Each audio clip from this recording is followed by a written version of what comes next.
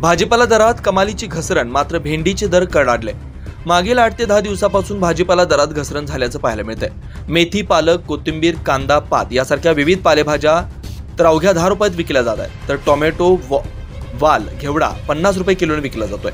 सध्या बाजार समितीत आवक वाढली असल्यानं त्याचा परिणाम हा दरावर झाल्याचं बोललं जात आहे। मात्र भेंडीची आवक घटल्यानं भेंडीच्या दरातही तेजी असल्याचं पाहायला मिळतंय।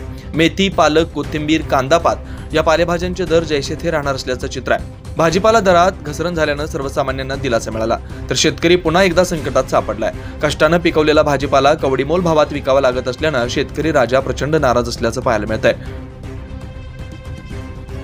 9 न्यूज महाराष्ट्रासाठी प्रतिनिधी वैभव घुगे, नाशिक।